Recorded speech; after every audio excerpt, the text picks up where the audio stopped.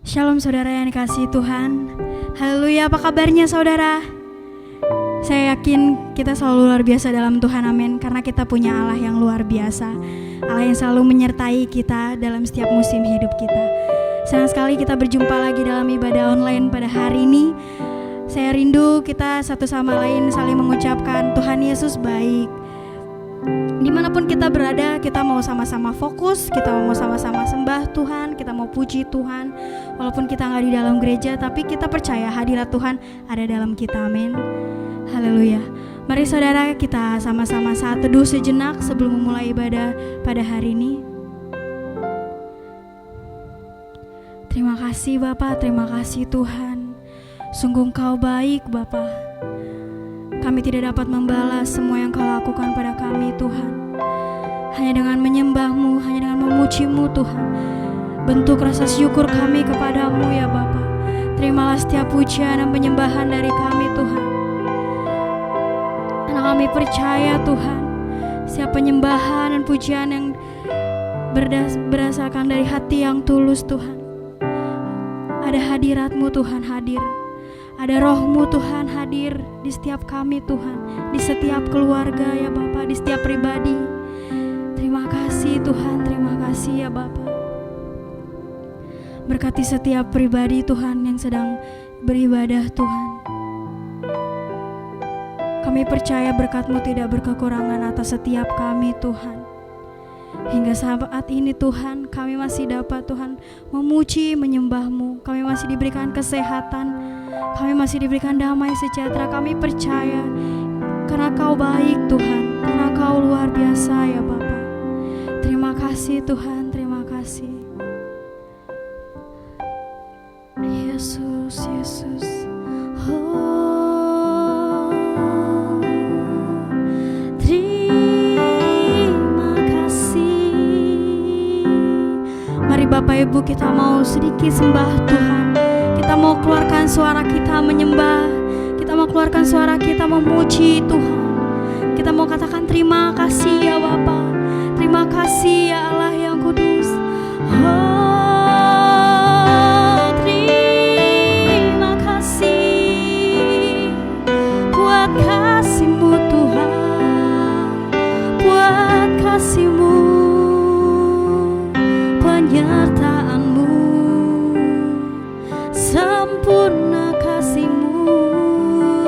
Sungguh kami rasakan dahsyat Kau Tuhan. Sungguh kami bersyukur. Oh, Kau perlindungan kami, Kau kota benteng kami, gunung batuku. Terima kasih Tuhan, terima kasih Allah yang mulia, Allah yang dahsyat.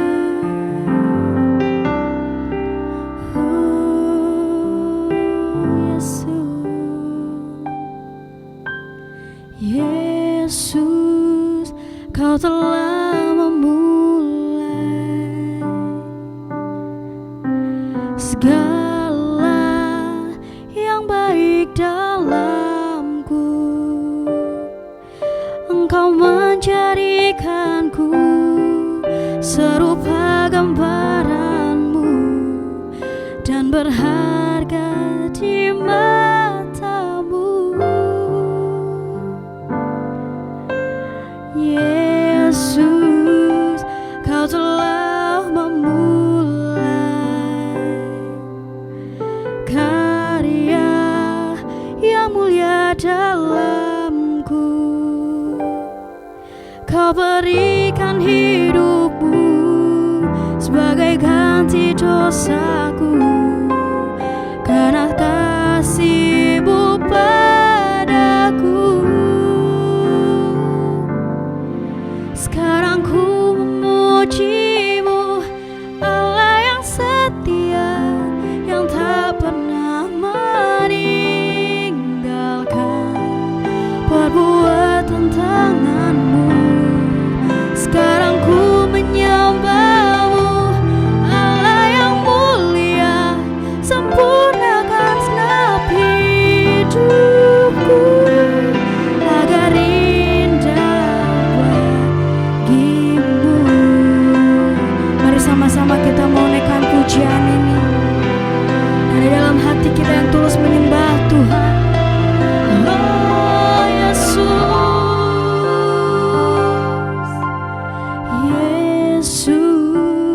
Kau telah memulai segala yang baik dalamku.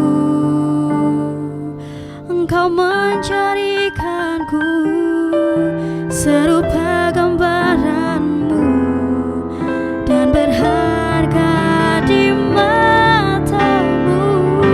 Katakan Yesus, Yesus, kau telah memulai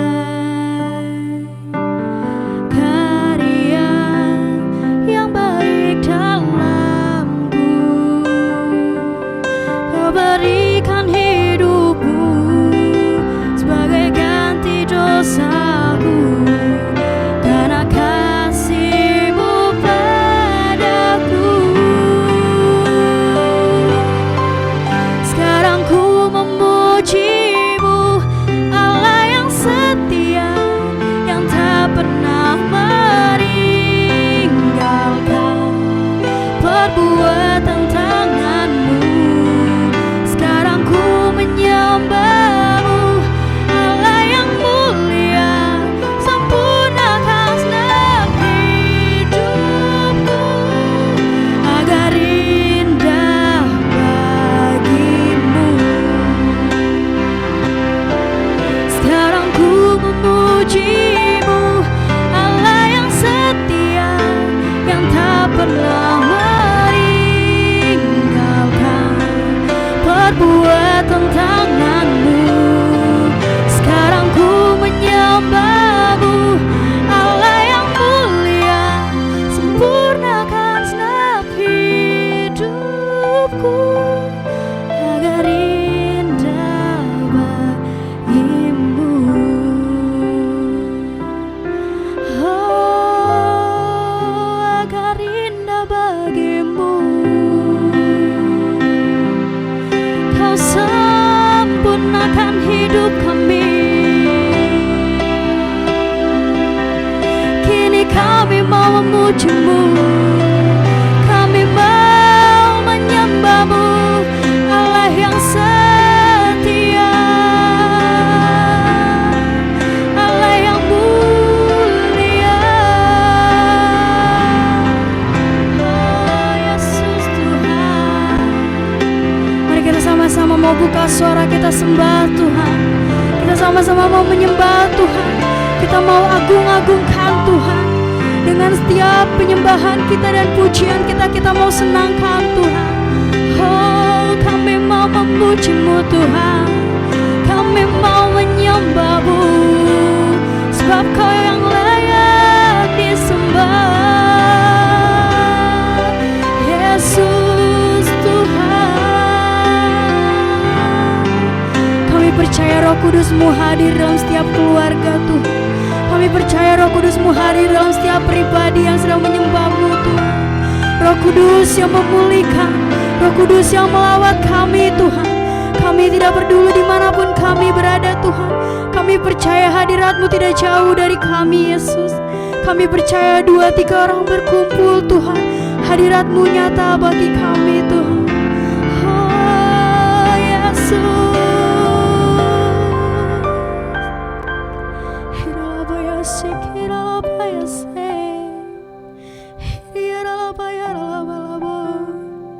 kami rindu Kau Tuhan, kami rindu Kau Yesus.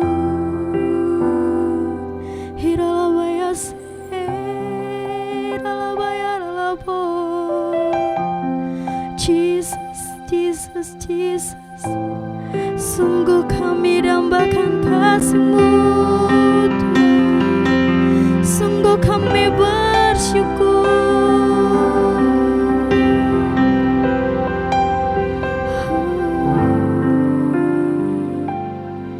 Sekarang ku memuji-Mu, Allah yang setia, yang tak pernah meninggalkan perbuatan tangan-Mu. Sekarang ku menyembah-Mu, Allah yang mulia, sempurnakan segenap hidupku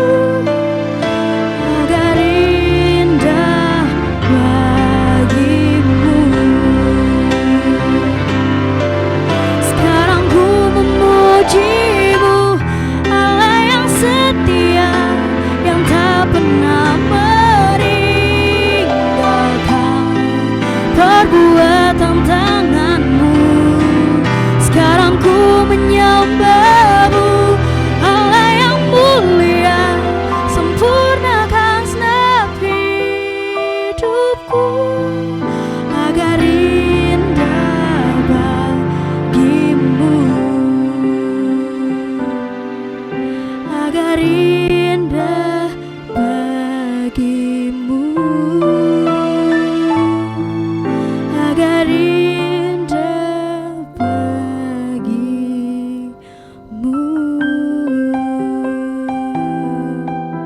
Oh Yesus Tuhan.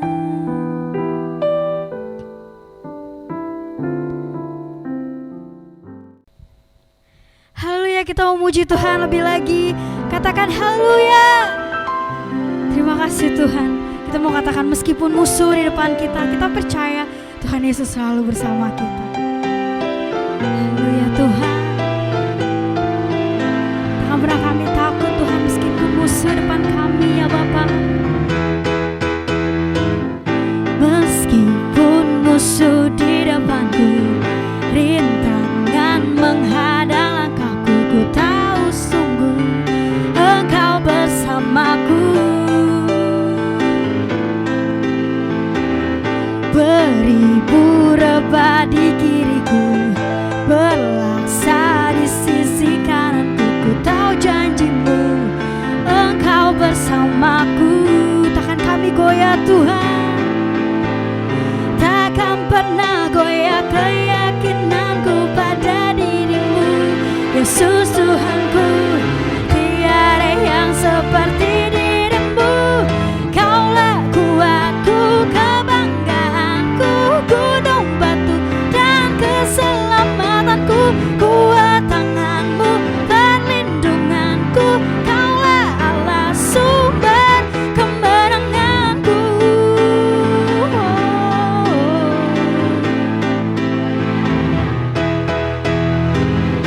Meskipun musuh di depanku, rintangan menghadang langkahku, ku tahu sungguh Engkau bersamaku.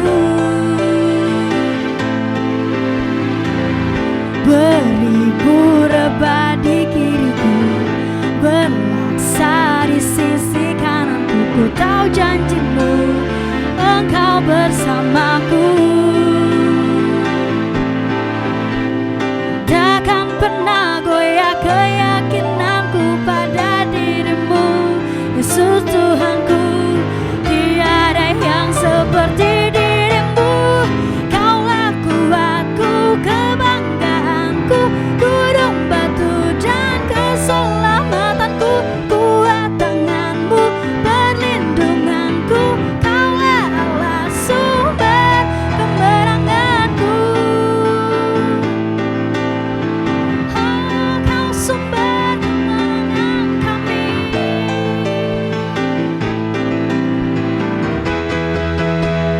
Takkan pernah goyah keyakinanku pada diri-Mu Yesus Tuhanku. Tiada yang seperti diri-Mu, Kaulah kuatku, kebanggaanku, gunung batu dan keselamatanku, kuat tangan-Mu, perlindunganku, Kaulah Allah sumber kemenanganku, sumber kemenanganku, sumber kemenangan, Kaulah kuatku. Haleluya, haleluya, berikan tepuk tangan yang meriah untuk Tuhan. Haleluya. Shalom saudara-saudara, kita akan bersama-sama membacakan Mazmur 91 ayatnya yang pertama sampai ayatnya yang ke-16. Dalam lindungan Allah, orang yang duduk dalam lindungan yang maha tinggi dan bermalam dalam naungan yang maha kuasa akan berkata kepada Tuhan, tempat perlindunganku dan kubu pertahananku, Allahku yang kupercayai. Sungguh, Dialah yang akan melepaskan engkau dari jerat penangkap burung, dari penyakit sampar yang busuk. Dengan kepaknya Ia akan menudungi engkau, di bawah sayapnya engkau akan berlindung. Kesetiaannya ialah perisai dan pagar tembok. Engkau tak usah takut terhadap kedahsyatan malam, terhadap panah yang terbang di waktu siang, terhadap penyakit sampar yang berjalan di dalam gelap, terhadap penyakit menular yang mengamuk di waktu petang. Walau 1.000 orang rebah di sisimu dan 10.000 di sebelah kananmu, tetapi itu tidak akan menimpamu. Engkau hanya menontonnya dengan matamu sendiri. dan melihat pembalasan terhadap orang-orang fasik. Sebab Tuhan ialah tempat perlindunganmu, yang maha tinggi telah kau buat tempat perteduhanmu. Malapetaka tidak akan menimpa kamu, dan tulah tidak akan mendekat kepada kemahmu. Sebab malaikat-malaikatnya akan diperintahkannya kepadamu, untuk menjaga engkau di segala jalanmu. Mereka akan menatang engkau di atas tangannya, supaya kakimu jangan terantuk kepada batu. Singa dan ular tedung akan kau langkahi. Engkau akan menginjak anak singa dan ular naga. Sungguh, hatinya melekat kepadaku, maka aku akan meluputkannya. Aku akan membentenginya sebab ia mengenal namaku.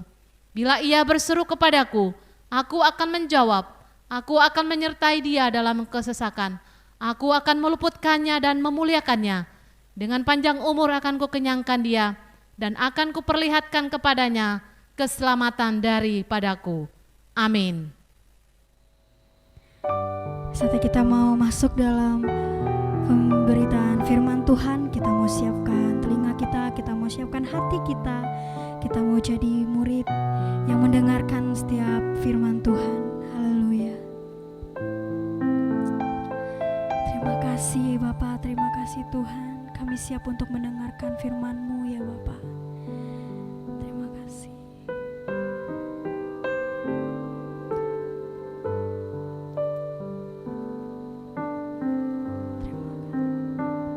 Memandang wajah-Mu, rasakan kasih-Mu,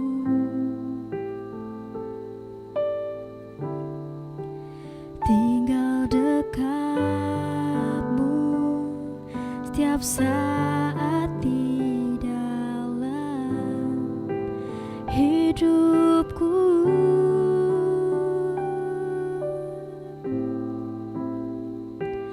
Bapakku yang baik, sangat ku cinta,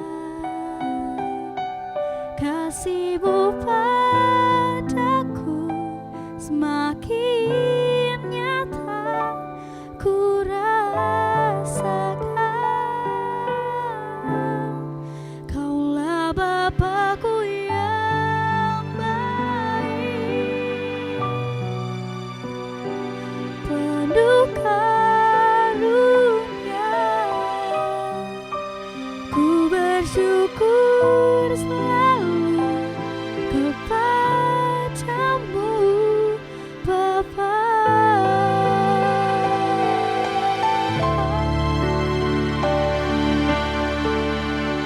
Bapakku yang baik, sangat ku cinta, kasih-Mu padaku semakin nyata ku rasakan. Kaulah Bapakku yang baik, penuh karunia. Ku bersyukur selalu kepadamu Bapa. Ku bersyukur selalu kepadamu Bapa. Ku bersyukur selalu kepadamu Bapa. Oh Tuhan.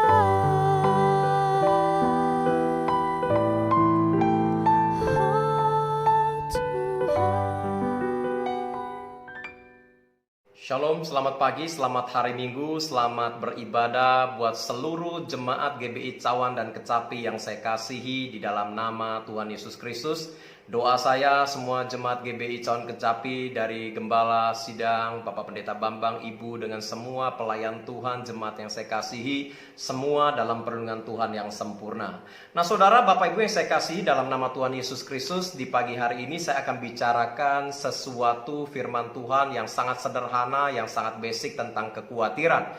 Karena hari-hari ini saya perhatikan begitu banyak orang hidup di dalam kekhawatiran, bukan hanya takut tertular oleh virus corona dan mengalami kematian, tapi lebih daripada itu dampak daripada virus corona ini menyebabkan kekacauan ekonomi, menyebabkan tidak sedikit orang yang kehilangan pekerjaan, gaji yang seharusnya diterima 100% hanya 50%. Tidak sedikit saya katakan orang mengalami PHK, bahkan memphk-kan karyawannya. Bahkan tidak sedikit juga yang kehilangan pekerjaan hari-hari ini. Nah saudara, Bapak Ibu persiapkan firman Tuhan di dalam Matius pasal 6. Kita akan belajar ayat 25 sampai ayat ke-34. Saya tidak perlu bacakan mengingat waktu. Saya akan memulai dengan satu pembukaan begini saudara.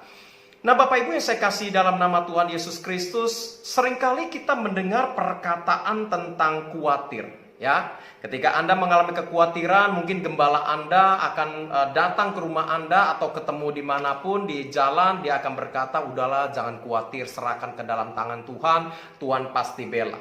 Khawatir itu sebenarnya apa saudara? Khawatir adalah satu sikap hati kita, gejolak hati kita. Karena kita menanggapi satu persoalan yang menurut pemikiran kita akan menimpa kehidupan kita. Dan biasanya itu sesuatu yang bersifat negatif. Tapi itu belum tentu pasti terjadi. Nah hari-hari ini orang dikuasai oleh kekhawatiran. Sangat mudah sih untuk mengatakan jangan kita khawatir, serahkan ke dalam tangan Tuhan. Tetapi ketika Anda merasakan mungkin cicilan sepeda motor 2-3 bulan Anda sudah nunggak, listrik Anda sebentar lagi akan disegel saudara, listrik, air belum bayar, anak-anak sebentar akan masuk universitas, masuk SMA, Anda belum punya uang. Nggak mudah untuk Anda mengatakan untuk tidak khawatir ya. Nah saudara, khawatir itu saya katakan manusiawi, dan khawatir itu bukan penyakit secara tubuh. Tetapi dampak daripada kekhawatiran, tubuh kita ini bisa menjadi sakit. Biasanya orang kalau khawatir berkelebihan, dia insomnia, susah tidur, dia gelisah, seringkali berkeringat, seringkali mengalami pusing, mual saudara, diare atau penyakit yang lainnya. Nah kalau Anda periksa saudara, dokter tidak akan nyuruh Anda cek lab, periksa darah, dan dia akan berkata ketika dia hasil labnya, oh Pak, Bu, setelah melihat hasil lab ternyata Bapak sakit khawatir. Ini saya bukan resep obatnya, tebus di apotek, maka penyakitnya akan sembuh. Nah khawatir bukan penyakit secara tubuh, tapi khawatir punya potensi yang sangat kuat. Oleh karena kekhawatiran kita, tubuh kita ini bisa menjadi sakit. Nah Bapak Ibu, saya perhatikan ada 3 bentuk kekhawatiran sebelum kita masuk dalam pembahasan ayat firman Tuhan. Yang pertama, orang khawatir akan dosa masa lalu yang tidak diampuni. Saudara, kalau Anda perhatikan ketika Adam dan Hawa jatuh di dalam dosa, kekhawatiran pertama kali muncul di dalam perjanjian lama, di mana Adam dan Hawa menyemat daun pohon ara, menyembunyikan ketelanjangan mereka, berusaha menghindar daripada Allah. Nah, kasih karunia pertama di Alkitab terjadi di Taman Eden. Ketika Adam dan Hawa jatuh dalam dosa, Allah masuk Taman Eden. Dia nggak teriak-teriak, dia nggak mencak-mencak dan berkata, Adam, Hawa, di mana kalian? Allah tidak langsung menghukum Adam dan Hawa. Nah ini membuktikan saudara, berapapun kegagalan yang saudara alami hari-hari ini, engkau jatuh dalam dosa sekalipun, saya katakan itu bukan akhir daripada masa depan. Ya, iblis mungkin akan berkata ini akhir hidup Anda. No, itu bukan akhir masa depan Anda, saudara. Kalau Anda perhatikan, Yesus Kristus ketika menjadi manusia seperti diri kita, dia beberapa kali jatuh, saudara. Di mana? Ketika dia memikul salib yang begitu berat, jalan melalui Via Dolorosa menuju ke Bukit Golgota, Yesus berkali-kali jatuh. Tetapi ketika Yesus jatuh pada saat itu, apakah Yesus diam? Dia meratapi penyiksaan yang dia alami? Tidak. Kita tahu endingnya. Yesus menyelesaikan di kayu salib dan dia berkata, "It is finished." Ini selesai. Saudara, kalau hari-hari ini Anda gagal, Anda jatuh, Anda datang bertobat di hadapan Tuhan, saya yakin dan percaya Tuhan itu Maha Pengasih, Tuhan itu Maha Pengampun. Dia akan mengampuni segala dosa pelanggaran dosa apapun yang kita lakukan. Setuju, katakan amin Bapak Ibu. Yang kedua, bentuk kekhawatiran. Orang khawatir kapan hari kematian itu menjemput kehidupan dia. Karena jujur kalau kita perhatikan, kalau kita hadir di kuburan Pondok Rangon, mengantar salah satu kerabat kita yang meninggal, itu batu nisan, saudara akan jumpai orang yang baru berusia beberapa hari, sampai orang yang mungkin usia 100 tahun. Ini menunjukkan kematian tidak mengenal batas usia. Anak-anak muda jangan berpikir, oh papa saya dulu, mama saya dulu, atau kakek nenek saya dulu yang akan dipanggil pulang. Tidak, kematian kalau waktunya tiba, itu akan menjemput ajal kita. Tapi yakin dan percayalah, kalau saudara hidup di dalam Kristus, tidak ada penghukuman bagi orang percaya, dan sorga adalah bagian kehidupan saudara dengan saya. Amin saudara. Nah yang ketiga, bentuk kekhawatiran yang paling sering kali dialami oleh manusia di muka bumi ini adalah khawatir masalah kehidupan mereka. Apalagi di tengah virus corona pada saat ini saudara. Tidak sedikit pabrik yang tutup, usaha yang tutup, bisnis yang sepi, dagang yang omset-omsetnya hancur saudara. Hanya mungkin tinggal 30%, 50%. Ya, biaya hidup yang terus berjalan, cicilan yang harus terus dibayar, sedangkan pemasukan tidak ada. Orang mulai mengalami kekhawatiran dalam kehidupan ini. Tapi pagi hari ini, berdasarkan kebenaran firman Tuhan yang nanti kita akan bahas dari Matius pasal 6, saudara, kita akan melihat kenapa Tuhan Yesus mengajarkan kepada murid-muridnya untuk mereka tidak khawatir akan kehidupan ini. Hal pertama, kembali buka Alkitab Anda, Matius pasal 6. Perhatikan ayat kebenaran firman Tuhan di dalam ayat ayat 26 dikatakan demikian. Pandanglah burung-burung di langit yang tidak menabur dan tidak menuai, dan tidak mengumpulkan bekal dalam lumbung, namun diberi makan oleh Bapamu yang di sorga. Bukankah kamu jauh melebihi burung-burung itu? Nah, berdasarkan ayat kebenaran firman Tuhan ini saudara, kalau Anda perhatikan, ada beberapa alasan. Hal pertama, kenapa Tuhan mengajarkan Bapak Ibu dengan saya untuk tidak khawatir dalam kehidupan ini. Kita katakan, firman Tuhan berkata, kita ini, firman Tuhan berkata, lebih berharga dari semua ciptaan yang ada. Ya, saudara, kalau Anda baca ayat firman Tuhan ini kira-kira burung apa? Firman Tuhan mengajarkan. Yuk kita pelajari Alkitab. Lukas pasal 12 ayat 6. Lukas 12 ayat 6 berkata demikian. Bukankah burung pipit dijual 5 ekor 2 duit? Sungguh pun demikian, tidak seekor pun daripadanya yang dilupakan Allah. Nah saudara, kalau Anda punya uang 2 duit itu nilai tukar seperti US dollar, rupiah pada saat ini, nilai tukar pada zaman Yesus. Kalau Anda punya 2 duit, Anda dikatakan bisa beli 5 ekor burung. Ya, logikanya punya 2 duit bisa beli 5 ekor, saudara. Ya, tapi harga burung ini sebenarnya resminya harganya berapa? Kita lihat perbandingannya. Bandingkan Matius pasal 10 ayat 29. Matius 10 ayat 29 bilang begini. Bukankah burung pipit dijual 2 ekor seduit? Namun seekor pun daripadanya tidak akan jatuh ke bumi di luar kehendak Bapamu. Jadi perhatikan, harga resmi burung ini 1 duit, saudara, itu dikatakan dapat 2 ekor. Bukankah burung pipit dijual 2 ekor seduit? Jadi seduit itu dapat 2 ekor. Logikanya 2 duit itu dapat 4 ekor. Tapi kenapa di dalam Lukas 12 ayat 6 Anda punya 2 duit dapat 5 ekor? Berarti yang satunya apa saudara? Saya percaya Anda mengerti, yang satunya ini adalah bonus, saudara. Ya, ambil contoh. Misalnya ibu-ibu di GBI Cawan dan Kecapi, ibu-ibu ke pasar, saudara beli kangkung. Bang, kangkung 1 ikat berapa? Oh 2.000 Ci, atau 2.000 Bu. 1 ikat noceng 2.000, berarti 2 ikat itu 4.000. Pernah Anda nggak bilang begini, para ibu-ibu di GBI Cawan dan Kecapi, Bang 3 ikat gocengnya, pernah nggak? Sering saudara, meskipun saya nggak melihat wajah saudara. Ini wajah ibu-ibu di GBI Cawan dan Kecapi, wajahnya muka-muka nawar semua saudara. Kadang-kadang ibu-ibu masuk ke pasar, mukanya kusut saudara, kayaknya penuh dengan beban. Tapi kalau di pasar sudah berhasil nawar-nawar sayur begitu banyak saudara, itu keluar dari pasar mukanya penuh dengan sukacita kemenangan saudara. Ya, ada amin ibu-ibu. Nah saudara, perhatikan baik-baik saudara. Ini menunjukkan apa? Kenapa saudara dengan saya diminta jangan khawatir? Burung pipit saja Yang nilainya tidak ada seperti Anda beli di kangkung, yang ditaruh di pojokan. Yang Anda beli 2 ekor dapat bonus 1 ekor. Itu saja dipelihara oleh Bapa kita yang di sorga. Demikian kehidupan Anda dengan saya. Saudara dengan saya jauh lebih berharga daripada burung, saudara. Nah, ini menunjukkan apa di poin pertama? Kenapa Bapak Ibu dengan saya diminta jangan khawatir? Karena saudara dengan saya berharga di hadapan Tuhan. Amin. Orang yang berharga di hadapan Tuhan tidak akan pernah dibiarkan bergumul sendiri. Orang yang berharga di hadapan Tuhan tidak akan pernah dibiarkan menyelesaikan persoalan sendiri. Saudara hidup. Namanya hidup. Persoalan tidak diundang pun akan datang. Apalagi hari-hari ini, saudara.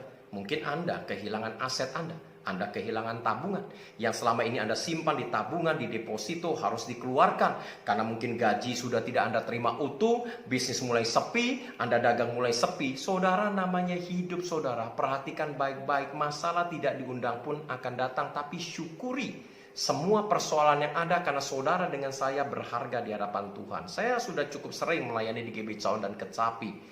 Ya saudara, ya udah lama lah saudara, mungkin 10 belasan tahun yang lalu sudah mulai khotbah diundang gembala Anda, Bapak Pendeta Bambang. Saudara kan pernah dengar kesaksian saya ketika tahun 2007, tepatnya 13 April, saya kehilangan semua bisnis saya. Di mana bengkel saya terbakar, bengkel spare part sepeda motor, saudara. Oh saudara, itu bukan hal yang mudah sebagai seorang hamba Tuhan. 2007 pelayanan saya lagi bagus-bagusnya. Bisnis lagi bagus-bagusnya, saudara. Karyawan 20. Bengkel saya masuk 3 besar Jakarta Pusat, ya, punya 20 karyawan, mekanik hampir 13. Oh, itu bengkel yang cukup besar. Saya rintis bengkel itu benar-benar dari sepetak 2 meter kali 1. Tapi saudara, saya ingat itu tanggal 13 April, saya ingat saya masih khotbah 2 kali di GBI BHS Mandarin, saudara. Ya, tapi sore saya cancel karena mata saya tiba-tiba merah, itu sudah tanda-tanda kelihatannya. Benar saja saudara, itu jam 2 subuh karyawan saya telepon saya. Kebetulan namanya sama seperti istri saya, namanya Esther. Dia berkata, "Pak, tolong." Itu jam 2 subuh. Kami di lantai 2 terkepung api. Saya kaget saudara, bangun tidur. Saudara, itu gelagapan. Ya, angkat telepon itu waktu karyawan saya bilang seperti itu. Saya bilang, toko yang mana? Karena toko saya waktu itu ada 4 saudara. Ya, termasuk di Bekasi saya ada waktu itu dekat Pondok Ungu, saudara. Nah saudara, ternyata toko pusat spare partnya terbakar. Aduh saudara, hari itu benar-benar saya naik motor itu ngebut ke tempat usaha saya. Sampai di sana itu pemadam kebakaran 19-20 unit sudah ngepung itu, nyiramin air dan api nggak padam. Dan dalam waktu 3 jam, saat itu tahun 2007, apa yang saya rintis selama 16 tahun rata dengan tanah. Tidak ada pun yang tersisa saudara. Saya mengalami kebangkrutan. Saya mengalami hutang sekian M pada saat itu. Spare part saya 3 miliar pada saat itu. Ya, diborongin Madura 18 truk bangkainya. Itu saya masih terima cek 15.300.000 kalau nggak salah. Saya nangis di hadapan Tuhan. Tapi saya bersyukur ketika si jago merah membakar semua kekayaan saya tidak menyalahkan Tuhan. Saya cuma berkata, Tuhan kenapa? Kenapa Tuhan? Apa yang salah dalam hidup ini? Saya berusaha koreksi diri saudara.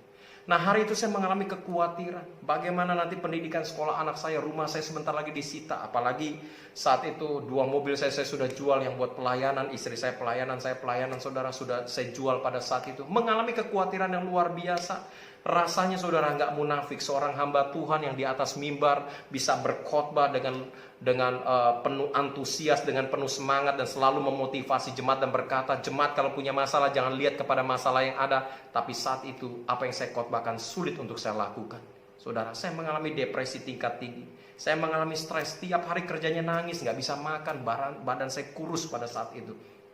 Hanya dalam beberapa minggu, tapi dahsyatnya saya ingat ketika hari keempat saya nangis luar biasa. Saya keluar dari kamar supaya nggak kedengaran. Istri dan anak-anak saya yang saat ini masih kecil, si bungsu baru lahir saudara. Nah saudara, ketika saat itu saya menangis, tiba-tiba Tuhan berbicara dan berkata, bukankah sepanjang tahun 2017 kamu banyak bicara tentang hambaku Ayub? Perhatikan hambaku Ayub. Saat itu saya menangis saudara. Saya menangis dibandingkan Ayub, saya nggak ada seujung kukunya. Memang sepanjang tahun 2007 saya bicara tentang penderitaan-penderitaan dan gak pernah ganti topik. Dan selalu saya ketika mesbah berdoa, Tuhan luputkan tempat usaha saya dari kebakaran. Ternyata itu sudah tanda saudara. Ya, saya diizinkan proses ujian yang begitu berat. Tapi puji nama Tuhan, Hari itu saya kembali dibangkitkan. Apalagi istri saya, ketika saya nangis dia peluk saya, dia berkata, "Pi, ingat baik-baik, jangan lihat apa yang terbakar sekian miliar. Tapi ingat, kita memulai bisnis ini, kita menikah, kita nggak punya apa-apa, hanya punya uang 3.750.000. Bisa jadi bisnis yang besar sampai hari ini." Oh saudara, akhirnya iman saya dikuatkan. Saya kembali bangkit saudara. Ya, dan perlahan tapi pasti bisnis saya dipulihkan. Sampai hari ini saya masih tetap melayani Tuhan. Meskipun hari itu saya benar-benar di titik nol saudara. Tidak punya apapun juga, tapi sampai hari ini saudara masih memperhatikan hidup saya masih dipelihara oleh Tuhan. Itu menunjukkan segala bentuk kekhawatiran apapun yang menurut pemikiran kita akan menimpa kehidupan kita, belum tentu pasti terjadi. Tuhan pasti meluputkan saudara dengan saya. Dia menolong kehidupan kita, memberkati kehidupan kita. Amin Bapak Ibu. Ya, saya kasih satu ilustrasi. Saya lupa pernah kasih ilustrasi ini atau tidak di GBI Caon dan Kecapi. Suatu hari ada seorang bapak yang begitu miskin saudara. Dia lapar sekali. Karena dia lapar, dia miskin, matanya nalar. Dia jalan ke sana kemari. Dan tiba-tiba dia di lantai dia menemukan satu koin kuno penyok. Dia bawa koin kuno penyok ini dan dengan percaya diri, ini tahun periode 80-an. Dia masuk ke satu toko swalayan. Dia pilih 7 potong roti, tawar-menawar. Harga roti itu kalau nggak salah seharga 7.500. Ya, dengan percaya diri bapak ini kasih koin kuno penyok ini, tapi sang kasir berkata, "Pak, maaf, uang bapak uang kuno tidak laku." Penyok lagi. Dengan perut yang lapar, dengan kecewa, dia bawa 7 potong roti itu, dia taruh kembali ke raknya, dia berjalan lunglai keluar dari toko swalayan itu. Tapi tanpa disadari seorang bapak setengah baya memperhatikan koin yang dibawa bapak ini dan dipanggillah bapak ini, dan bapak ini berkata, "Pak, sini Pak. Boleh saya lihat koin bapak?" "Oh silakan." Ya. Nah ketika bapak ini melihat koin bapak ini, dia berkata, "Pak, bagaimana kalau koin ini saya hargai dengan uang 35.000? Saudara, periode tahun 80, uang 35.000 itu sangat besar. Wah, bapak ini tanpa pikir panjang, dia serahkan koin ini dan dia terima uang 35.000. Dia masuk lagi ke toko swalayan itu, dia kumpulkan 7 potong roti, dia bayar saudara. Dan masih ada sisa uang 27.500. Dia keluar dengan sukacita. Di tengah perjalanan dia ingat istrinya sudah merengek-rengek minta sebuah lemari karena lemarinya sudah dimakan rayap. Dia masuk ke satu toko bangunan, dia sortir beberapa potong kayu yang bagus, tawar-menawar, harganya cuma 15.000. Dia bayar saudara, ya. Dan dia dengan sukacita bawa kayu itu, bawa roti itu dengan uang 12.500. Dia berpikir istrinya pasti sukacita, dapat uang 12,5 roti dan akan dibuatkan sebuah lemari. Di tengah perjalanan, dia melewati satu toko mebel. Dan pemilik toko mebel ini memperhatikan kayu yang dibawa bapak ini. Dan pemilik toko mebel ini berkata, "Aduh, ini kayu bagus banget. Dapat dari mana nih orang? Saya sudah cari kayu ini bertahun-tahun." Dipanggil bapak ini, "Pak, sini Pak. Boleh saya lihat kayu bapak?" Oh silakan. "Aduh Pak, bapak dapat kayu ini dari mana? Ini kayu bagus. Saya cari bertahun-tahun. Bagaimana kalau kayu ini saya hargai dengan uang 100.000? Wah, kaget saudara. Beli bango 15.000 ditawar cepek ceng. Cuan nggak saudara? Pasti yang sipit cepat bilang cuan saudara. Ya, nah saudara perhatikan baik-baik. Karena bapak ini kaget, si engkau ini bilang begini, "Udahlah 150.000. Tambah kaget lagi saudara. Wah, akhirnya dia serahkan kayu itu, dapat lagi 150.000, 7 potong roti dengan uang 12,5. Nah di toko mebel itu ternyata dia melihat sebuah lemari, tawar-menawar, cuma 50.000 saudara. Dia pikir ngapain lagi capek-capek buat lemari. Dia beli lemari itu, dapat masih uang 100.000, jadi 112.500, tambah 7 potong roti. Bersyukur sekali hari itu, dia bersiul-siul bawa pulang ini lemari saudara. Mendekati rumahnya saudara, tiba-tiba ada seorang nyonya rumah, pindah rumah dan butuh sebuah lemari. Dia lihat lemari bapak ini, dan dia berkata, "Waduh, ini lemari cocok buat rumah saya." Dia panggillah bapak ini, berkata, Pak, cepat datang kemari, saya boleh lihat lemari bapak?" "Oh boleh silakan."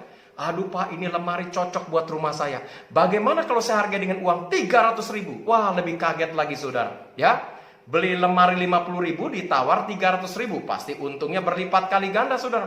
Bapak ini akhirnya bersukacita saudara. Dia pulang ke rumah bawa uang ratusan ribu. Ya, sampai di rumah istrinya di lantai 2. Rumahnya dari kayu yang sudah rayok hampir roboh, sedang setrika baju. Dan dia buka jendela, dia taruh uang ratusan ribu ini dengan 7 potong roti. Dia perhatikan dengan sukacita. Ketika dia sedang menikmati, memperhatikan berkat yang begitu besar, tiba-tiba 3 sepeda motor kawanan perampok itu lewat saudara. Ya, penjamret ini turun saudara dan merampok bapak ini. Terjadi tarik menarik, bapak ini kalah. Balawan 3 orang, 3 standby di motor. Dan akhirnya terjadi kegaduhan, uang bapak ini ratusan ribu dirampok saudara, dibawa kabur. Tiba-tiba satu perampok masuk lagi karena masih ada 7 potong roti. Diambillah 7 potong roti ini dan akhirnya penjamret ini meninggalkan bapak ini saudara. Nah saudara, ketika terjadi kegaduhan, istrinya sedang gosok baju di atas rumah. Istrinya di atas berkata, "Pak, ada apa ribut-ribut?" Dengan santai sang bapak berkata, "Nggak ada apa-apa bu, cuman 1 koin penyok yang hilang." Ya, sudah mungkin pernah dengar ilustrasi ini. Bapak ini tidak merasa kehilangan uang ratusan ribu, 7 potong roti, kayu, lemari yang begitu bagus, tapi cuma 1 koin penyok yang hilang. Ini menunjukkan apa? Hidup dimulai dari satu ketiadaan menuju ke satu ketiadaan. Makanya kalau saudara hari-hari ini kehilangan segala sesuatu, ngucap syukur. Kita ini bukan owner, kita ini hanya pengelola saudara. Semua Dia yang memberi, Dia juga yang mengambil. Terpujilah nama Tuhan. Ya, seperti yang Ayub katakan. Amin. Itu hal pertama. Hal kedua, kenapa saudara dengan saya diminta jangan khawatir? Perhatikan ayat 27, kembali saya bacakan. Siapakah di antara kamu yang karena kekhawatirannya dapat menambahkan sahasta pada jalan hidupnya? Yang kedua, khawatir itu nggak ada gunanya. 1 hasta itu 45 sampai 46 cm. Adakah firman Tuhan berkata, dengan engkau khawatir, engkau dapat menyelesaikan 45 cm ke depan dalam kehidupan Anda? Tidak akan ada yang bisa. Khawatir itu tidak ada gunanya saudara. Apa yang saudara khawatirkan itu dikatakan tidak ada gunanya. Nah, banyak orang hidup hari-hari ini saudara, itu mengalami kekhawatiran yang amat sangat. Bahkan peristiwa yang belum terjadi sekalipun, mereka udah berpikir panjang. Waduh, nanti bagaimana ya? Nanti kalau virus corona belum selesai di tahun ini, nanti bisnis saya bagaimana? Dagang bagaimana? Anak saya masih bisa sekolah atau tidak? Oh saudara, jangan kita pikirkan terlalu jauh. Ya saudara, kesulitan sehari cukup untuk sehari. Nanti kita akan bahas di poin ketiga. Jangan pikirkan apa yang belum terjadi. Ada seorang ibu datang kepada saya. Ya, dia tahu pelayanan saya banyak di waria, saudara. Dia berkata, "Pak Pendeta, tolong doakan anak saya. Anak saya takut nanti dia jadi lesbi. Karena dua-duanya wanita. Tolong Pak Pendeta doakan anak saya." Saya bilang, "Bu, udahlah jangan panik. Nanti saya doakan anak ibu akan jadi anak yang berguna bagi kerajaan Allah." "Iya Pak Pendeta, tolonglah doakan. Saya takut anak saya jadi lesbian." "Ya udah Bu, bawa anak ibu." "Memang umur anak ibu berapa?" "Yang nomor 1 Pak Pendeta, baru 1 tahun. Yang nomor 2 3 bulan." Ya ampun Tuhan Yesus, saya berkata, anaknya baru bisa oek-oek, makan bubur aja belepetan saudara, udah takut jadi lesbong saudara. Nah, ini dikatakan khawatir yang berkelebihan. Jangan apa yang belum terjadi dalam kehidupan ini saudara pikirkan. Nah saudara, orang seringkali ya mati dalam hidup ini, saya katakan bukan karena dia mengalami satu sakit penyakit, tapi orang banyak mati karena khawatir karena sakit penyakitnya. Ambil contoh saja ya, misalnya saat ini udah masuk musim hujan. Di musim hujan di negara kita, penyakit yang paling sering kali muncul adalah masuk angin. Makanya setiap warga negara Indonesia punya obat ya anti masuk angin yang namanya kerikan saudara. Itu orang kaya orang miskin pasti kerikan seringkali. Nah saudara, nah Bapak Ibu, kita kalau masuk angin seringkali nyerinya itu seperti di area jantung karena anginnya bergerak. Nah saudara, orang kalau yang negatif thinking, begitu dia masuk angin, sebenarnya obatnya murah. Dia ke apotek atau dia ke Indomaret, Alfamaret aja lah, beli antangin JRG atau beli tolak angin, minum 2.000 rupiah, wes, bablas anginnya sembuh saudara. Tapi karena khawatir masuk angin, ketika angin mulai bergerak-gerak, rasanya sesek, rasanya nggak enak, dia pikirannya negatif dan berpikir begini, jangan-jangan jantung nih. Jangan-jangan jantung nih. Itu kemarin tetangga saya begitu juga tiba-tiba mati kena serangan jantung. Nah akhirnya saudara, karena cuma masuk angin pikiran negatif, jangan-jangan jantung, jangan-jangan jantung. Tensinya naik saudara. Kena serangan jantung dan mati beneran. Nah tadi kembali saya katakan, orang seringkali mati bukan karena sakit penyakitnya, tapi khawatir karena sakit penyakitnya. Ambil contoh lah, misalnya saudara suka pelihara burung, ya. Burungnya juara lagi saudara, suaranya bagus. Saya punya seorang sahabat, seorang gembala di Cilegon saudara, ya dia suka piara burung. Nah burung ini juara. Ketika burungnya juara, ditawarnya itu bisa sampai 75-90 juta. Dia nggak mau jual saudara. Nah saya tanya, kalau merawat burung begini repot nggak sih? Sampai juara ditawar puluhan juta, kenapa nggak dilepas? Waduh repot Pak Min, dia berkata. Itu pagi-pagi saya harus turunkan dari sangkarnya, ya. Sangkarnya aja sangkar khusus, saya gembok, ya aman. Sangkarnya nilainya juga bukan jutaan, dia katakan. bukan ratusan ribu, tapi nilainya bisa jutaan sangkarnya. Karena burungnya udah juara, sangkarnya juga dikasih yang bagus. Digembok dengan aman, dan burung ini tiap pagi saya turunin, saya semprot 3 kali, saya kasih makan biji-bijian berkualitas, vitamin, makan ulat yang berkualitas. Sehari saya mandikan 3 kali, teman saya aja sehari mandi 2 kali, burungnya mandi 3 kali, saudara. Ini kan, waduh kacau saudara, burungnya lebih berharga daripada diri dia. Nah, tapi adakan saja satu penelitian. Burung ini sangat aman, ditaruh di lantai pun aman. Tapi lakukan satu penelitian. Turunkan burung ini dari sangkarnya. Ketika turunkan dari sangkarnya, kita taruh di lantai, dia masih aman kan digembok, saudara. Dia masih lompat kiri, lompat kanan. Dia angkat kakinya meskipun nggak pakai stocking, saudara. Bulunya begitu indah, dia berkicau. Burung ini pokoknya aman. Dia masih lompat sana, lompat sini. Tapi izinkan Anda lakukan penelitian. Izinkan seekor kucing lewat sangkar itu, nongkrong depan sangkar itu dan bilang begini, meong, meong, meong. Apa respon burung ini? Burung ini panik, stres saudara, lompat sana, lompat sini, tabrak atas, tabrak bawah, kepalanya benjol, bulunya pada lepas, geger otak. Dan besoknya kita dapati burung ini mati. Yang jadi pertanyaan, apakah burung ini mati dimakan oleh kucing? Tentu tidak. Tapi burung ini mati karena khawatir takut dimakan oleh kucing. Bapak Ibu perhatikan baik-baik. Anda dengan saya ada dalam sangkarnya Tuhan. Bisnis kita, rumah tangga kita, perlindungan Tuhan dari COVID-19, kita ini ada dalam sangkarnya Tuhan. Kalau saudara dengan saya ada dalam sangkarnya Tuhan, maka saya katakan, khawatir itu jangan berkelebihan. Kita nggak ada gunanya khawatir, karena saudara dengan saya akan dilindungi dengan sempurna. Jadi di poin kedua, kenapa kita diminta jangan khawatir? Karena khawatir tidak ada gunanya. Yang terakhir, yang ketiga, kenapa kita diminta jangan khawatir? Perhatikan ayat 34. Nah, perhatikan baik-baik, dikatakan demikian. Sebab itu janganlah kamu khawatir akan hari besok, karena hari besok mempunyai kesusahannya sendiri. Kesusahan sehari cukuplah untuk sehari. Nah, berdasarkan ayat firman Tuhan ini, sebenarnya tiap hari itu sudah ada kesusahannya sendiri. Sudah ada kesulitan sendiri. Sudah ada setiap hari beban yang harus kita pikul. Ambil contoh, misalnya Tuhan kasih kepercayaan, diizinkan persoalan terjadi untuk kita pikul sehari 5 kilo. Ya, saudara, mikul 5 kilo itu cukup berat. Ya, cukup berat, saudara. Anda dikasih beban dengan saya, semua manusia di kolong langit ini sehari mikul 5 kilo. Nah, beban itu bisa tambah ringan atau tambah berat, itu tergantung diri kita. Tapi biasanya bukan tambah ringan, justru makin tambah berat. Kenapa? Karena beban yang seharusnya dipikul 5 kilo sehari bisa tambah berat. Karena orang kadang-kadang baru hari Senin mikirinnya urusan hari Selasa. Nih, kalau hari Senin begini, gimana besok ya? Akhirnya beban 5 kilo hari Senin ditambah beban 5 kilo hari Selasa. 5 tambah 5 jadi 10 kilo. Tambah berat nggak? Tambah berat, saudara. Dan celakanya beban itu bertambah berat karena baru ada orang hari Senin mikirinnya urusan minggu depan. Waduh, kalau hari Senin ini begini, nanti minggu depan gue bisa bayar tagihan nggak ya? Minggu depan bisa makan nggak ya? Akhirnya beban minggu depan, 1 minggu itu 7 hari, ditambahin 7 kali 5, 35 kg. Tambah beban hari ini 5 kilo, jadi 40 kg. Berat nggak, saudara? Berat, saudara. Saya model tubuh begini aja seringkali naik gunung. Saya bawa beban paling berat 35 kilo. Udah ngap-ngapan, saudara. Dengan rangsel saya yang hampir 100 liter. Wah, udah nggak sanggup, saudara. Nah, celakanya orang melihat situasi hari ini di tahun 2020. Virus corona merebak, kematian terjadi di mana-mana. Mereka mulai berpikir ketika dari awal Februari terjadi virus corona. Waduh, kalau 2020 begini, 2021 gimana ya? Waduh, gawat nih. Ya, bisnis saya nanti gimana? Saya masih bisa bayar kontrakan nggak? Saya masih bisa menyelokolakan anak nggak? Saudara, masih jauh aja sudah kita berpikir. Nah, saudara perhatikan baik-baik. Firman Tuhan di akhir firman Tuhan ini saya berkata, kesulitan sehari cukuplah untuk sehari.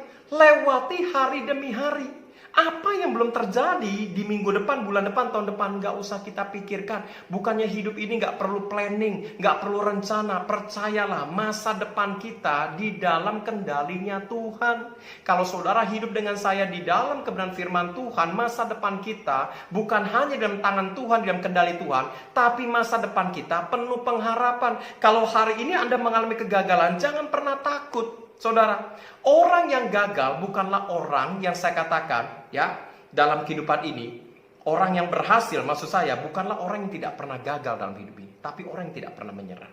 Kalau saudara nggak pernah menyerah dalam kehidupan ini, ketika Anda gagal, Anda tahu bagaimana cara Anda berdiri, bagaimana cara Anda naik dalam kehidupan ini. Amin, saudara. Kalau hari ini Anda mengalami kegagalan, oh saudara belajar dari rumput. Rumput diinjak tertidur. Tapi apakah rumput itu akan terus tertidur? Tidak, beberapa langkah dia akan tegak kembali dalam kehidupan ini. Nah, Bapak Ibu, di akhir firman Tuhan ini, saya akan kasih satu ilustrasi supaya Anda yang mengalami kegagalan, Anda bisa mengerti kegagalan adalah satu batu loncatan untuk kita mencapai keberhasilan. Ilustrasi demikian. Di Timur Tengah ada seorang wanita yang sangat cantik luar biasa, namanya Fatimah, saudara. Fatimah saking cantiknya, dia susah dapat jodoh. Nah, ini repot ya, orang kelewat cantik, ya sulit dapat jodoh, apalagi kelewat jelek, saudara. Makanya ibu-ibu yang masih gadis segala macam, syukuri apapun yang sudah Tuhan berikan. Mata dua, alis udah baik-baik, lubang hidung udah dua, bibir udah bagus-bagus, udah jangan dimacem-macemin lah, saudara. Ya kadang-kadang saya lihat ibu-ibu tuh, aduh, di mall-mall itu alisnya itu aneh-aneh. Alis udah rapi-rapi dikerok, digambar ke atas kayak Angry Bird, saudara. Ya. Nanti waktu rapture Tuhan datang, Tuhan bingung loh. Saudara nggak keangkat, saudara. Tuhan bilang, ini ciptaan gua bukan ya. Perasaan dulu ada alis, kenapa sekarang kagak ada alis? Saudara perhatikan baik-baik. Ya, syukuri wajah kita yang apapun yang Tuhan berikan dalam hidup ini. Nah, Fatimah sangat cantik, dia anak tunggal. Orang tuanya bisnisnya pembuat benang, saudara. Fatimah meskipun anak tunggal, dia cantik, dia rajin membantu papa mamanya membuat benang. Suatu hari, di tengah sukacita yang ada, papa mamanya bilang begini, Fatimah, kemasi semua barang-barang kamu, kita akan berlayar ke Alexandria. Alexandria itu di Mesir, saya sudah 2 kali ke sana. Ya, tapi sama Bali masih kalah dengan Bali indahnya, saudara. Dia berkata, kita akan jual hasil benang di sana dengan harapan kamu nanti dapat jodoh, dapat orang bule di sana. Oh, Fatimah begitu bersukacita, saudara. Dia kemasi barang-barangnya dengan orang tuanya, papa mamanya, om tantenya, semua kerabatnya masuk ke kapal laut itu, dan mereka berlayar menuju Alexandria dengan sukacita. Mereka bernyanyi-nyanyi tiap hari, saudara. Tapi di tengah perjalanan sekitar 2 minggu cuaca tidak mendukung. Oh, angin menghantam perahu mereka sehingga perahu mereka terombang-ambing, air masuk dalam perahu dan akhirnya perahu itu nabrak karang dan perahu itu pecah, akhirnya tenggelam, saudara. Dan semua penumpang di kapal itu mati semua kecuali Fatimah. Oh, Fatimah terdampar di sebuah pulau, diselamatkan oleh sepasang suami istri yang bisnisnya pembuat kain dan juga tidak punya anak, saudara. Dan akhirnya Fatimah diangkat menjadi anak angkat, ya. Bapak Ibu, dia diangkat menjadi anak angkat, kemudian bisnis orang tua kedua ini pembuat kain, dan Fatimah mulai rajin juga membantu orang tua membuat kain, dan dia mahir membuat kain. Nah, suatu hari ketika dia sedang bersukacita, 4 tahun kemudian dia melupakan semua kesedihan yang ada, dia jalan-jalan di pinggir pantai, sudah melupakan semua kesedihan yang ada. Tiba-tiba ketika dia bernyanyi-nyanyi, sekelompok bajak laut atau perompak menculik Fatimah, dipisahkan dari kesenangan orang tua kedua ini, saudara. Sudah happy, diculik, saudara. Dan akhirnya salah satu keluarga perompak berkata, Pak, Fatimah itu cantik, jangan dijadikan budak, kita kan gak punya anak. Bagaimana kalau Fatimah kita angkat jadi anak angkat kita? Dan akhirnya Fatimah diangkat menjadi anak angkat, dan bisnis orang tua ketiga ini adalah pembuat tiang. Fatimah pun latihan buat tiang dan dia sudah mahir membuat tiang. Nah, suatu hari orang tua ketiga ini berkata, Fatimah, kemasi barang-barang kamu, kita akan belayar ke Chungguo, ke China. Ya, karena China lagi rame-ramenya buat tenda, kita akan jual hasil tiang di sana, saudara. Akhirnya Fatimah kemasi semua barang-barangnya, hasil tiang sudah dibawa dan mereka berlayar ke China, saudara. Di tengah perjalanan mereka bersukacita, bernyanyi-nyanyi, tapi apa yang terjadi? Angin barat tidak mendukung, saudara. Akhirnya kapal mereka dihantam gelombang begitu hebat, dan akhirnya karam lagi nabrak karang di tengah laut, pecah semua, dan semua penumpang kapal itu mati semua kecuali Fatimah. Aduh, saudara. Fatimah akhirnya terdampar di Chungguo, apes banget Fatimah, saudara. Ya, dan China saat itu punya mitos, kalau ada orang asing terdampar di Tiongkok, maka Tiongkok akan diberkati. Terdengarlah di telinga Kaisar, Fatimah setelah sehat dipanggil oleh Kaisar, dan Kaisar berkata, Fatimah, kamu orang asing ya? Iya, Kaisar. Kamu bisa buat tenda nggak? Bisa, Kaisar. Baik, Chungguo lagi butuh tenda, kamu buat tenda ya, bikin saya bangga ya. Ya, dan akhirnya karena China masih primitif, Chungguo masih primitif, Fatimah bilang begini, Kaisar, untuk membuat bahan baku tenda, yang pertama saya butuh tali. Kaisar bingung dengan rakyatnya, bagaimana cara membuat tali? Karena orang tua pertama ngajarin bikin benang, maka Fatimah bikin tali. Setelah tali jadi, Fatimah berkata, Kaisar, saya butuh kain.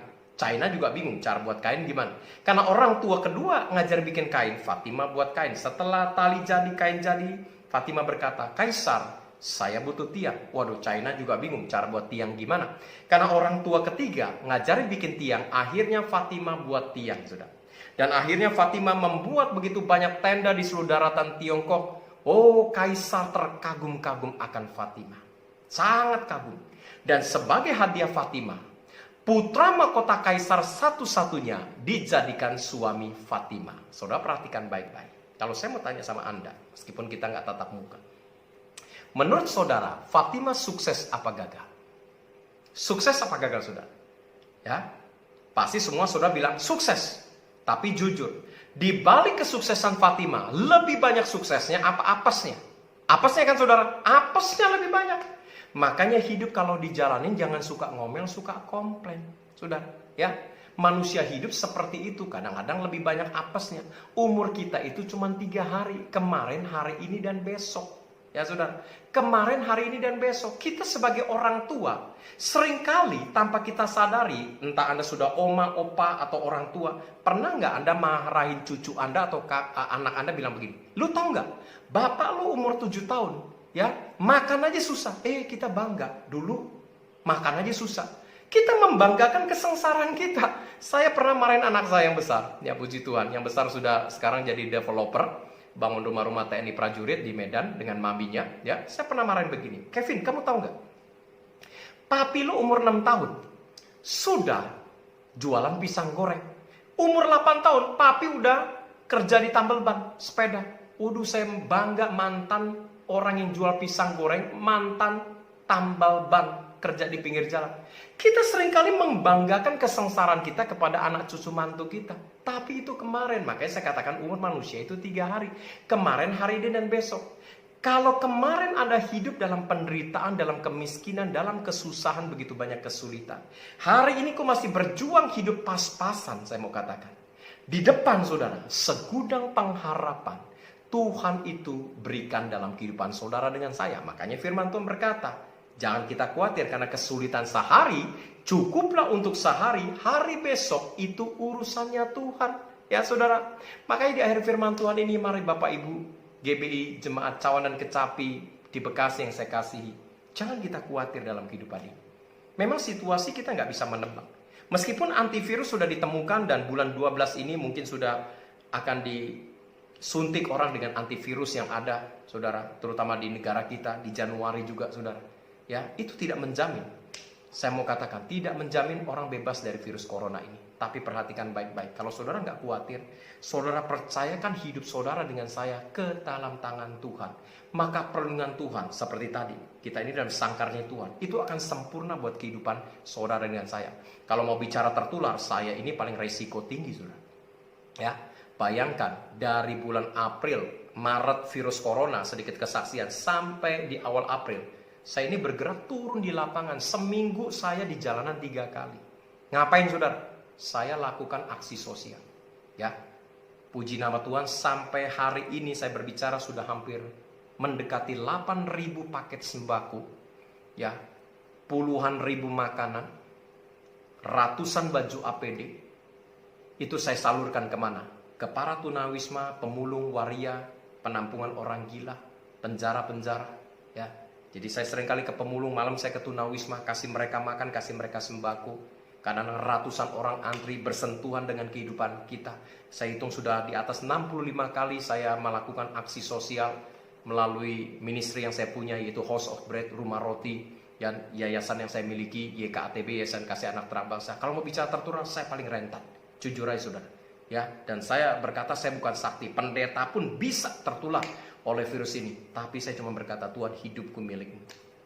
Aku serahkan semua ketakutan, kekhawatiran di hadapan Tuhan. Tuhan pasti menjaga, melindungi aku dengan sempurna.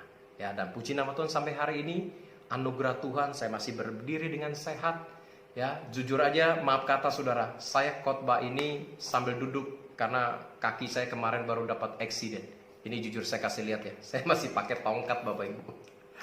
Saya nggak kasih tahu gembala Anda Pak Bambang. Jadi hari Sabtu kemarin, saya naik motor ya, karena bengong, ini kesalahan saya. Kecepatannya kecil sekali saudara, cuma 10 km per jam. Saya lihat ada gusuran, saya nengok ke kanan, begitu nengok ke depan ada truk berhenti dan saya hajar kena engkelnya. Dan saya sudah pakai tongkat 4 hari tapi sudah mulai sembuh ya, sudah mulai bisa berjalan ya. Tapi namanya pelayanan, apapun yang terjadi baik atau tidak baik keadaan kita tetap melayani Tuhan ya. Saya yakin dan percaya hari-hari ini biarlah kita serahkan kekhawatiran kita di hadapan Tuhan, sebab Dia yang pelihara kehidupan kita. Saya akan rangkum firman Tuhan pada pagi hari ini buat jemaat GBI Cawan dan Kecapi yang saya kasihi. Ya, kenapa kita diminta jangan khawatir? Karena saudara dengan saya poin pertama, kita berharga di hadapan Tuhan. Yang kedua, khawatir nggak ada gunanya. Yang ketiga, kesulitan sehari cukup untuk sehari, hari besok itu urusannya Tuhan. Ya, sekian firman Allah. Buat semua jemaat GBI Cawan dan Kecapi, terima kasih sekali lagi buat Bapak Pendeta Bambang, sahabat saya, Ibu, semua pelayan Tuhan yang ada. Terima kasih buat kepercayaan diberikan untuk saya menyampaikan ibadah online pada saat ini. Biarlah firman Tuhan hari ini menguatkan iman saudara semua untuk kita tidak khawatir dan kita serahkan dalam tangan Tuhan, dan Tuhan pasti akan pelihara kehidupan saudara dengan saya. Sekian firman Allah. Tuhan Yesus memberkati. Selamat hari Minggu. God bless you all. Terima kasih Papa, terpuji namamu. Haleluya, haleluya. Mari kita angkat dan buka tangan kita. Saudara-saudaraku yang dikasih Tuhan, sekarang terimalah berkat anugerah, sukacita, damai sejahtera yang berlimpah-limpah dari Allah Bapa di dalam Kristus Yesus Tuhan. Persekutuan yang indah dan manis dengan Roh Kudus yang terus dan selalu menyertai, menuntun, membimbing, mengurapimu mulai saat ini sampai Tuhan Yesus datang kembali menjemput kita semua di awan permai, dan kita boleh hidup bersama dengan Dia selama-lamanya. Yang telah percaya dan diberkati Tuhan berlimpah-limpah untuk menjadi berkat, katakan bersama-sama haleluya, amin.